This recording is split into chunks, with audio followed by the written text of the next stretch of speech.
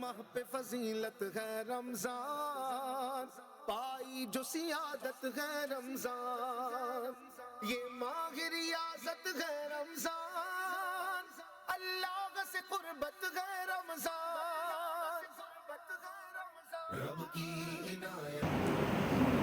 آج ہم قرآن مجید برہان رشید سے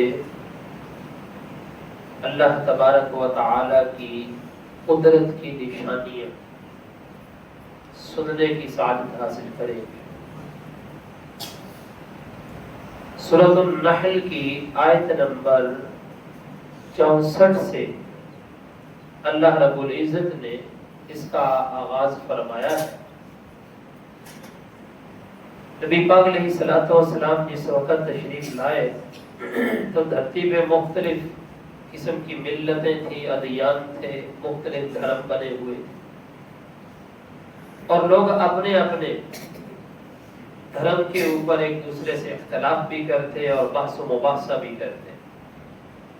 یہودی کہتے تھے کہ عزیر علیہ السلام اللہ کے بیٹے ہیں، عیسائی کہتے تھے عیسیٰ علیہ السلام اللہ کے بیٹے ہیں، اور کفار مکہ کہتے تھے کہ فرشتے اللہ کی بیٹیاں ہیں، اور مردار کو وہ لوگ حلال سمجھتے تھے، اور بتوں کے ناموں پر چھوڑے جانے والے جو جانور تھے ان کو وہ حرام سمجھتے تھے۔ تو اللہ رب العزت نے پیارے محبوب صلی اللہ علیہ وآلہ وسلم کے ذریعے سے ان لوگوں کو تلقین کی کہ اللہ تبارک و تعالی کی نہ کوئی بیوی ہے، نہ اس کا کوئی بیٹا ہے، نہ اس کی بیٹیاں ہیں، حلال وہی ہے جو اللہ حلال فرماتا ہے، اور حرام بھی وہی ہے جو اللہ تعالی حرام فرماتا ہے۔ لہذا کسی کے حلال کرنے سے کوئی چیز حلال نہیں ہوتی، حرام کر دینے سے کوئی چیز حرام نہیں ہوتی۔ فرمایا وَمَا أَنزَلْنَا عَلَيْكَ الْكِتَابَ، اور ہم نے تم پر یہ کتاب اس لیے نازل فرمائی ہے إِلَّا لِتُبَيِّنَ لَهُمُ الَّذِي اخْتَلَفُوا فِيهِ، تاکہ تم لوگوں کے لیے وہ بات واضح کر دو جس میں انہیں اختلاف ہے۔ وَهُدًى وَرَحْمَةً لِقَوْمٍ يُؤْمِنُونَ، اور یہ کتاب ایمان والوں کے لیے ہدایت اور رحمت ہے، یعنی جو ایمان لائیں گے ان کے اوپر یہ چیز واضح ہو جائے گی کہ دیکھیے حلال کیا ہے، حرام کیا ہے، اور اللہ تبارک و تعالی کی ذات اور صفات کے بارے میں ایک بندے کا، ایک انسان کا عقیدہ کیا ہونا چاہیے۔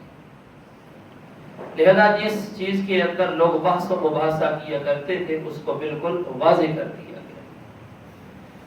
اس کے بعد اللہ رب العزت نے کفار مکہ کے ایک بہت بڑے اعتراض کا جواب دیا ہے، اور آج کل کے یہ جو ملحدین ہیں جو کہتے ہیں کہ رب تبارک و تعالی کا وجود نہیں، یہ ملحدین دہریہ قسم کے لوگ نئے نہیں ہیں، یہ بہت پرانے ہیں، یہ شروع سے چلتے آ رہے ہیں۔ کہہ سکتے ہیں کہ جس وقت نبی پاک علیہ السلام تشریف لائے تو زمانہ جاہلیت کے اندر بھی لوگوں کے اس طرح کے اعتقادات تھے، جیسے بعد الموت، مرنے کے بعد اٹھایا جانا، وہ لوگ اس چیز کے قائل نہیں تھے۔ کہتے کہ بندہ مردہ ہے، جسم سے روح نکال لی گئی ہے، تو یہ مردہ کیسے زندہ ہو سکتا ہے؟ اللہ رب العزت نے فرمایا میں تمہیں بتاتا ہوں کہ مردہ کیسے زندہ ہوتا ہے۔ فرمایا دیکھو ایک قدراٹھی زمین ہے جس کے اندر جان نہیں ہے کسی چیز کو پیدا کرنے کی، بنجر زمین ہے، میں اس کے اوپر بارش برساتا ہوں، بیل بوٹے اگنا شروع ہو جاتے ہیں یا نہیں؟ میں تم دیکھو، اپنی آنکھوں سے دیکھو، جو رب بنجر زمین کو سبزہ زار کر سکتا ہے وہی رب مردہ انسان کو زندہ بھی فرما سکتا ہے۔ یہ اللہ تبارک و تعالی نے عقلی دلیل دی ہے۔ سنیے اللہ تعالی نے فرمایا واللہ انزل من السماء ماء، اور اللہ نے ہی آسمان سے پانی نازل فرمایا، فاحیا به الارض بعد موتها، تو اس کے ذریعے زمین کو اس کی موت کے بعد یعنی بنجر ہونے کے بعد زندہ کر دیتا ہے۔ ان فی ذلک لآیۃ لقوم یسمعون، بے شک اس میں سننے والوں کے لیے نشانی ہے، یعنی کہ کوئی بندہ ہماری بات کو سنے اور غور سے سنے، اور غور سے سننے کے بعد اس میں غور و تفکر کرے، اس کا یہ اعتراض بالکل دور ہو جائے گا۔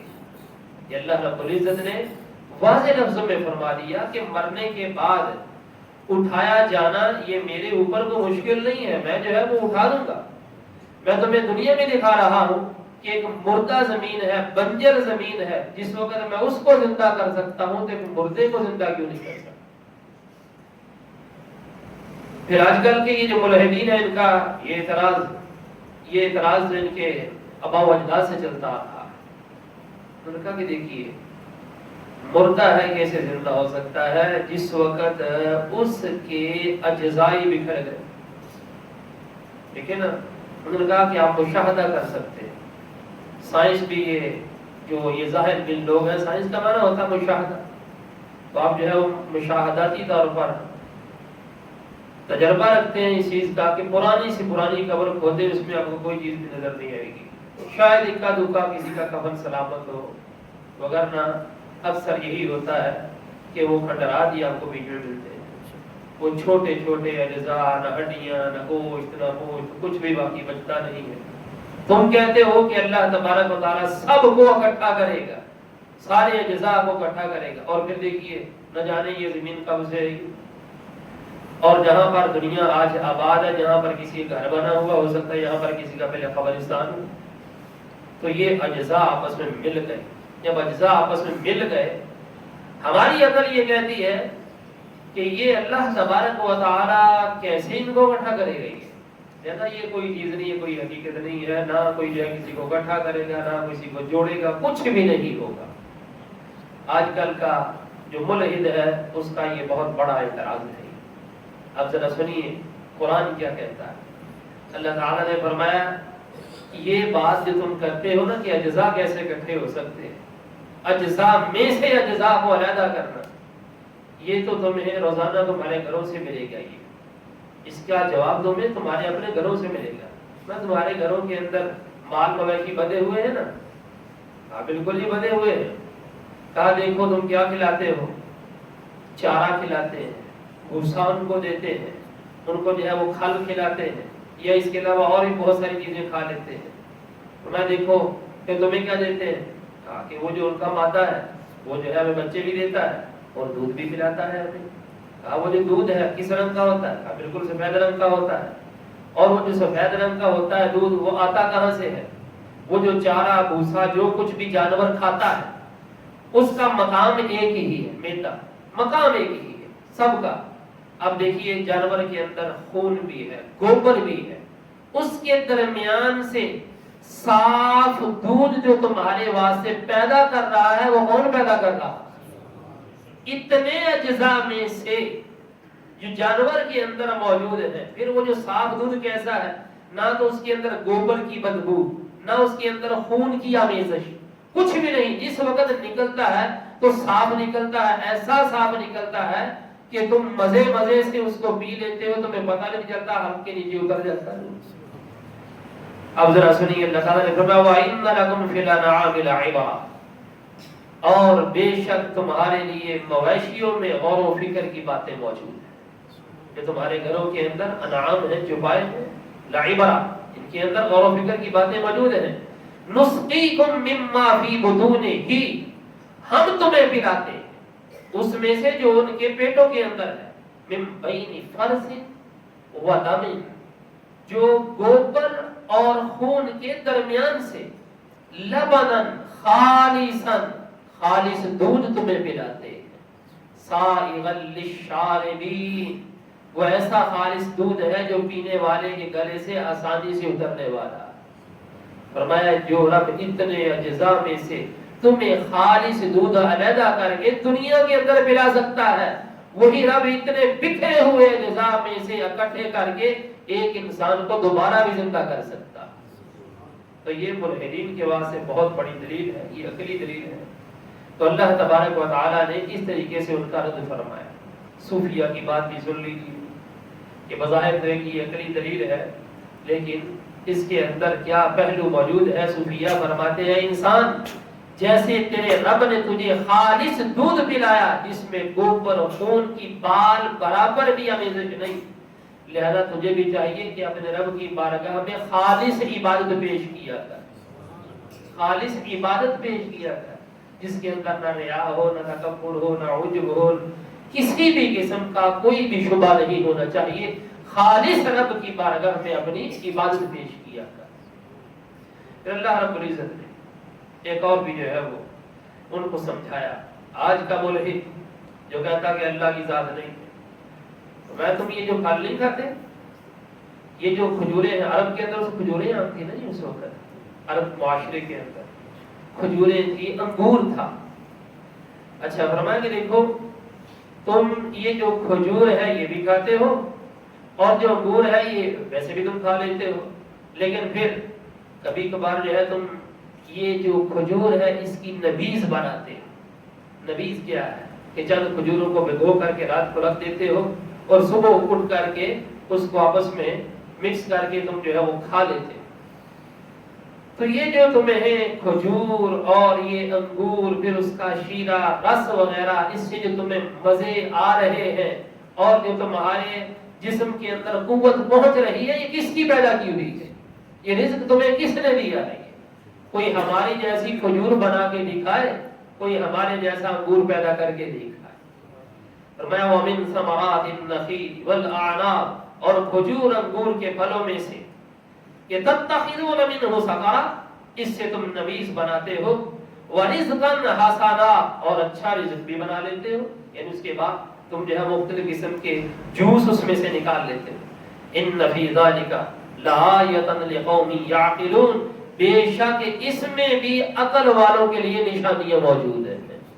جو لوگ کہتے ہیں کہ رب کی ذات نہیں، میں اگر رب کی ذات نہیں ہے تو پھر یہ کھجور کے اندر رس کس نے پیدا کر دیا ہے، انگور کے اندر رس کس نے پیدا کر دیا ہے؟ یہ مٹھاس، یہ رس جو پیدا کیا ہوا یہ بھی رب تبارک و تعالیٰ کا ہی ہے، خود بخود کوئی چیز نہیں ہوتی۔ پھر اللہ رب العزت نے فرمایا واللہ خلقکم، تم اپنی اس تخلیق کے اوپر غور کرو، اس نے تمہیں پیدا کیا، تم بچے تھے اس وقت تم پیدا ہوئے، پھر جو ہے ایک ایسا وقت آئے گا جو اس کے ہاں مقرر ہے، کسی کا جوانی کے اندر ہی مقرر ہے، کسی کا بڑھاپے میں اور کسی کا بچپن میں، کسی کا لڑکپن میں، وقت مقرر ہے۔ اور کئی ایسے بھی ہیں جن کو اللہ تبارک و تعالی ارذل عمر تک پہنچا دیتا ہے۔ ارذل عمر کیا؟ نکمی عمر، جس میں بندہ پہلے بہت کچھ جانتا ہے لیکن جس وقت بڑھاپا طاری ہو جاتا ہے جانی ہوئی چیزیں بندے کو بھول جاتی ہے، جاہل ہو جاتا ہے۔ فرمایا کہ اتنے تخلیق کے یہ جو مراحل ہیں، بچے سے لڑکپن، جوانی، بڑھاپا، پھر ارذل عمر تک پہنچانا، یہ کس کا کام ہے؟ تم خود کو خود ہو جاتے ہیں؟ نہیں، یہ سب کچھ اللہ کا پیدا کرتا ہے۔ فرمایا واللہ خلقکم، اور اللہ نے تمہیں پیدا کیا، ثم یتوفاکم، پھر وہی تمہیں وفات دیتا ہے، ومنکم من یرد الی ارذل العمر، اور تم میں سے کئیوں کو وہ ارذل عمر تک پہنچا دیتا ہے، لکی لا یعلم بعد علم شیئا، تاکہ جاننے کے بعد کچھ نہ جانے۔ ان اللہ علیم قدیر، بے شک اللہ ہی علم والا ہے، قدرت والا۔ فرمایا اپنی ذات کے اوپر ہی غور کر لو، اللہ کا انکار نہ کرو، سب کچھ تمہاری اپنی جو ذات ہے یہ بھی اللہ نے پیدا کی، تمہارے بس میں کچھ نہیں ہے۔ اور یہ جو ارذل عمر ہے نا، ارذل عمر، نکمی عمر، بڑھاپا، بڑھاپے کا وہ حصہ جس میں انسان سب کچھ بھول جاتا ہے، بڑھاپے کے اس حصے سے نبی پاک علیہ الصلوۃ والسلام نے پناہ مانگی، باقاعدہ دعا کیا کرتے تھے، اللہم انی اعوذ بک من العجز والکسل والبخل، اور پھر من ارذل العمر، یہ لفظ بھی آئے ہیں حدیث کے اندر، یا اللہ مجھے عمر کے اس حصے سے پناہ دینا جس حصے میں بندہ بھول جاتا، اس حصے سے پناہ دینا۔ اور پھر دیکھیے ذرا حضرت اکرمہ رضی اللہ تعالی عنہ آپ بیان کرتے ہیں کہ نبی پاک صلی اللہ علیہ وآلہ وسلم کا یہ جو قرآن ہے جس کو بار بار پڑھا جاتا ہے، اس کا خاصہ یہ ہے کہ جو اس کو بار بار پڑھتا ہے وہ ارذل عمر تک نہیں پہنچ سکتا. ارذل عمر، ارذل عمر کا مطلب یہ ہے کہ بندہ جس وقت بڑھاپے کی دہلیز پہ قدم رکھے تو نکما ہو جائے، اس کو سب کچھ بھول جائے. قرآن پڑھنے والا کبھی بھی ارذل عمر میں بھول سکتا.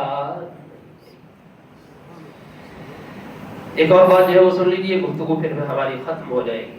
فرمایا واللہ اخرجکم من بطون امہاتکم، وہ اللہ ہی ہے جس نے تمہیں تمہاری ماؤں کے پیٹوں سے پیدا کیا. لا تعلمون شیئا، جس وقت پیدا ہوئے تھے تم کچھ نہیں جانتے تھے، تمہیں پتہ ہی کچھ نہیں تھا. وجعل لکم السمع والابصار والافئدہ، اسی نے تمہارے کان بنائے، آنکھیں بنائی، تمہارے دل بنائے. کیوں؟ لعلکم تشکرون، تاکہ تم شکر گزاری کرو. وہ اللہ ہی ہے جس نے سب کچھ تمہارا پیدا کیا ہے. اور یاد رکھیے یہ جو لفظ لعلکم تشکرون ہے، فرمایا کہ یہ ہر عضو کا جو شکر ہے یہ ہے، ہر عضو کا. انسان کو چاہیے کہ اللہ کے دیے ہوئے اعضاء سے اس کی شکر گزاری کرے، اس کی بندگی کرے. اس کی فرمایا تم دیکھو پھر کہتے ہو کہ یہ سب کچھ خود بخود ہو رہا ہے، کیسے ہو رہا ہے؟ پرندوں کے اوپر غور کیا ہے؟ فضا کے دوش میں ٹھہر جاتے ہیں. کئی پرندے ایسے جن کا 10-10 کلو وزن ہے، کئیوں کا جو ہے وہ کلو ہوگا، کئیوں کا جو ہے وہ 1.5 کلو ہوگا، کئیوں کا 1 پاؤ ہوگا، کئیوں کا آدھا پاؤ ہوگا. میں دیکھو ان کا جسم کتنا ہے، اور یہ فضا کے اندر ٹھہر جاتے ہیں. ان کو کون ٹھہراتا ہے؟ میں ان کو ٹھہرانے والی ذات بھی میری ہے. میں ان کے اندر ہی غور کر لو. تم کہتے ہو کہ اللہ کی ذات نہیں، کیسے نہیں؟ میں دیکھو چلے آج کل کا جو سائنسدان ہے یہ کہتا کہ جہاز میں نے بنایا ہے. بنایا اس نے کیسے ہے؟ اس نے پرندے کی طرف دیکھ کے بنایا ہے. ایک پرندہ دیکھو، اس کا دماغ دیکھو، ٹھیک ہے جی. اور پھر جو جہاز ہے، جہاز کے اندر جو اللہ تبارک و تعالی کی دی ہوئی قدرت سے انسان نے جو کچھ بھی بنا دیا ہے. کبھی جو ہے اس کا ہیڈ آفس دیکھیے جہاز کا، جہاں پر اس کا سسٹم سارا کچھ بنا ہوا ہے، اس کے اندر کیا کچھ ہے، یہ سب کچھ اس نے پرندے سے لیا. پھر یہ جو پرندہ ہے، پرندہ ہوا کے جو دوش کے اوپر ٹھہر جاتا ہے، پر پھیلا کے جو ہے وہ ٹھہر جاتا ہے، نیچے گرتا نہیں. میں یہ دیکھو جہاز ہے، اتنا بڑا جہاز، منوں ٹنوں کے حساب سے اس کے اندر وزن ہے، اتنے زیادہ مسافروں کو، یہ جمبو جہاز ہے، 250-300 بندوں کو لے لیتا ہے، ساتھ ان کا سامان بھی اٹھائے ہوئے ہوتا ہے، اور اتنا وزن فضا کے اندر اٹھائے پھرتا ہے. یہ کس کی قدرت ہے؟ یہ اللہ کی قدرت ہے. وَأَلَمْ يَرَوْا إِلَى الطَّيْرِ مُسَخَّرَاتٍ فِي جَوِّ السَّمَاءِ، کیا انہوں نے پرندوں کی طرف نہ دیکھا جو آسمان کی فضا میں اللہ کے حکم کے پابند ہیں؟ مَا يُمْسِكُهُنَّ إِلَّا اللَّهُ، انہیں وہاں کون روکتا ہے؟ فرمایا صرف اللہ روکتا ہے. ان فی ذلک لآیات لقوم یؤمنون، بے شک اس میں ایمان والوں کے لیے نشانیاں موجود ہیں. دعا ہے اللہ رب العزت ہم سب کو قرآن و سنت کے فہم کی برکتوں سے مالا مال فرمائے. آمین. وما علینا الا البلاغ.